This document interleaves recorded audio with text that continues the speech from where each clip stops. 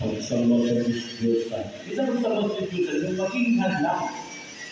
Ibig na susundin mo yung kalooban ng Diyos, may punahin ka pang bago yun.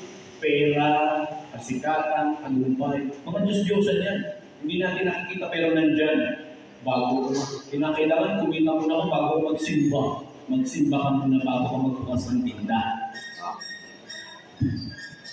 Kaya bakit Maria na pupunukan ng grasya? Nakikinig ba kayo? Pagkukulang. Sabi sa Biblia, kapag lagi ng galit, may kinagaling ng isang bakit, nagtataling ka na isang tulong ng magkukulang. Hindi nga nagdadala ng manika, pero makikita mo, tama ka sa ng kidnap. Diba? Parang nagkukulang ka na lang. Pipak sa mga tingnan. Parang nagkukulang ka nun. Pagkabuod sa isa't isa, buod, pag-aaway-away, maliit na bagay, pinagtatalunan, lupa, bahay, damit, ano ba yan? Pinagtatalunan. Eh, dumating naman tayo po, wala tayong dalang cellphone. Nawala rin siya, kahit ano pinong may cellphone ko. Bintang-bintang agad.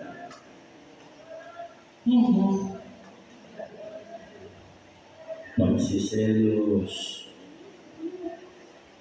Kasi ang isahin na yan. Wala. Bakit nabi mo lang sila magkasama? Hindi ako pinapansin. Pagsiselos ka lang. Baka meron ka lang. Inis ka mo na, ayaw kinabilang. Saan ka lang naman galing? Hindi na nakapagsalita si Mister. Kaya si Mister, oo na lang ng oo. Para wala nang tulog.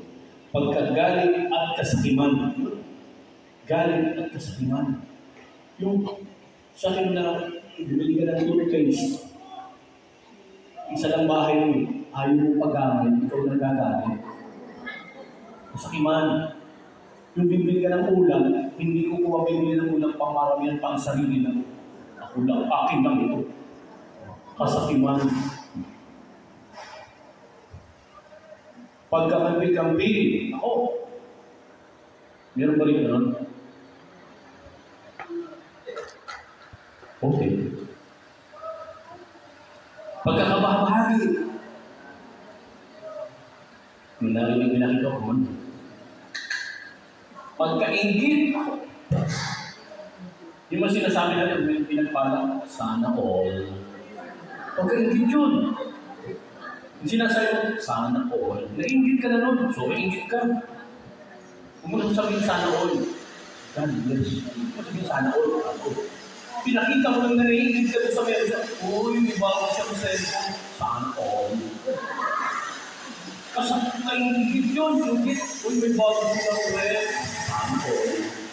Ingit yun, tandaan mo, ingit yun. Kapag nagsasabi ko ba nun, lumas na meron kang ingit. Ito, sigurado ko wala na ito. Sana wala. Paglalasing. Kalayawan. Kalayawan. At iba pang katulad nito, kalayawan mo kaya mo lumalaw sa bahay. Kasi mo lang, lagi ka meron. Layaw. Lahat ang sarap para sa iyo. Ayaw mo naman trabaho. Ayaw mo nang hirapan ako. Ayaw mo nang nakukulang ako. Makapainin ako ng nanay ko. Layaw. Katamaran. Ayaw mo trabaho. Ayaw mo lumakad. May mga tao ayaw lumakad. Hindi na tuhod.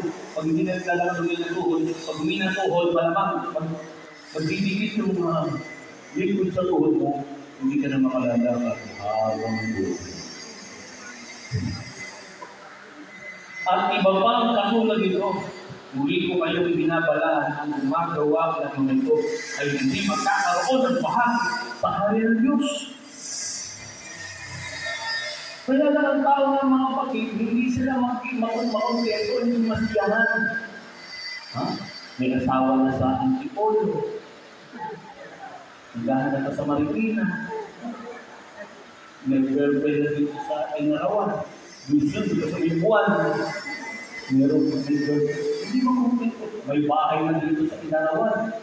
Gusto na doon sa bandang Marikina. O o sa Pasig, gusto bumalik sa kumbahan.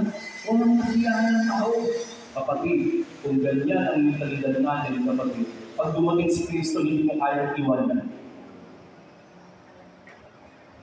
Halimbawa, pag nandito si sister, pamimili ka, sister,